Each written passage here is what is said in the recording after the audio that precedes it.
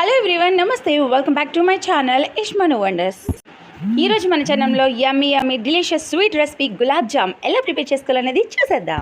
చూడండి, క్రాక్స్ ఎక్కడ రాకుండా చాలా యమ్మీగా చాలా పర్ఫెక్ట్ గులాబ్ జామ్ రావాలంటే వీడియో తప్పకుండా లాస్ట్ వరకు చూడండి. ఇక్కడ నేను MTR గులాబ్ జామ్ మిక్స్ని అయితే తీసుకున్నాను. మీకు ఏ బ్రాండ్ నచ్చితే ఆ బ్రాండ్ని మీరు తీసుకోండి. ఎలా ప్రిపేర్ చేయాలనేది బ్యాక్ సైడ్ అయితే ఇన్స్ట్రక్షన్స్ అయితే ఇస్తారండి, మీరు కావాలంటే అక్కడ చెక్ చేయొచ్చు. ముందుగా గులాబ్ జామ్ మిక్స్ని ఒక బౌల్లోకి తీసుకోవాలండి. అది ఎప్పటి నుంచో లోపల ఉంటుంది కాబట్టి కొంచెం ఉండలుగా ఉండొచ్చు. ఉండలు లేకుండా పౌడర్ని ఒకసారి అంతా ఇలా కలుపుకోనండి.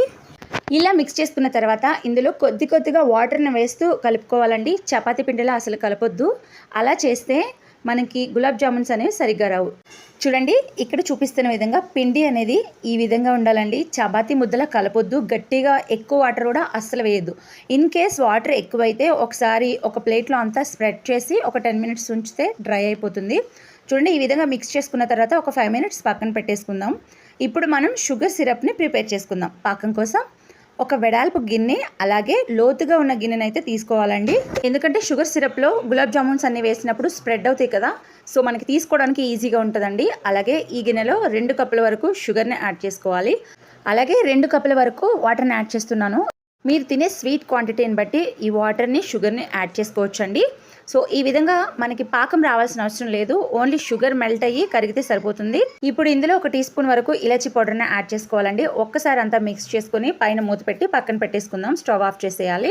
చూడండి, మనం ముందుగా మిక్స్ చేసి పెట్టుకున్న గులాబ్ జామ్ మిక్చర్ని కొద్దిగా తీసుకోండి. చాలా చిన్న బాల్స్ తీసుకోండి. మనం కుక్ చేసిన తర్వాత షుగర్ సిరప్లో యాడ్ చేసిన తర్వాత ఇంకా పెద్దగా అవుతాయి. చూడండి, ఇక్కడ చూపిస్తున్న విధంగా ఇలా ప్రెస్ చేసి అలా రౌండ్ బాల్ చేయాలండి. అప్పుడే పర్ఫెక్ట్గా వస్తాయి. జామున్స్ చేస్తున్నప్పుడు మన చేతికి అంటుకోకూడదండి పిండి అనేది. అలా ఉన్నప్పుడే మనం పర్ఫెక్ట్గా వాటర్ అనేవి యాడ్ చేసినట్టు.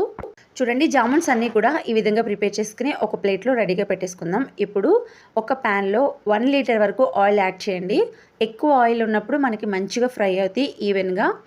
గులాబ్ జామ్స్ యాడ్ చేసినప్పుడు మనకి ఆయిల్లో పైకి తేలాలండి, కింద అంటకూడదు. అందుకని ఎక్కువ ఆయిల్ యాడ్ చేసుకోవాలి. చూడండి, జామున్స్ అన్నీ కూడా ఒకేసారి యాడ్ చేయడం వల్ల ఆయిల్లో మంచిగా కుక్ అవుతాయండి. అందుకని ఒక చిల్లుల గరిటలో ఒకేసారి యాడ్ చేసుకుంటే మనకి పర్ఫెక్ట్గా కుక్ అయిపోతాయి. ఇలా గోల్డెన్ బ్రౌన్ కలర్ వచ్చిన తర్వాత గులాబ్ జామున్స్ అన్నీ కూడా గోరువెచ్చగా ఉన్న షుగర్ సిరప్లో యాడ్ చేసుకోవాలండి. ఒక 3-4 అవర్స్లో మనం సర్వ్ చేసుకోవచ్చండి. నైట్ టైం చేసినట్లయితే గులాబ్ జామున్స్ అన్ని మార్నింగ్కి షుగర్ సిరప్ అంతా అబ్జర్వ్ చేసుకుని చాలా బాగుంటాయండి. నేను నైట్ టైం ప్రిపేర్ చేశానండి గులాబ్ జామ్స్. సో ఇప్పుడు మార్నింగ్కి ఎలా ఉన్నాయని చూసేద్దాం, వచ్చేయండి. వావ్, చూస్తున్నారు కదా, యమ్మీ గులాబ్ జామ్స్ మార్నింగ్కి ఇలా ఉన్నాయండి. షుగర్ సిరప్ అంతా అబ్జర్వ్ చేసుకుని ఇంకా పెద్దగా అయినాయి, చూస్తున్నారు కదా. అందుకని మనం చేసుకునేటప్పుడు కొంచెం చిన్నగా ప్రిపేర్ చేసుకుంటే పర్ఫెక్ట్ గులాబ్ జామ్స్ అనేది మనకు వచ్చేస్తాయి. ఫంక్షన్స్కి మనం ఇంట్లోనే ప్రిపేర్ చేసుకుని అందరికీ సర్వ్ చేస్తే చాలా హ్యాపీగా ఫీల్ అవుతారు కదా.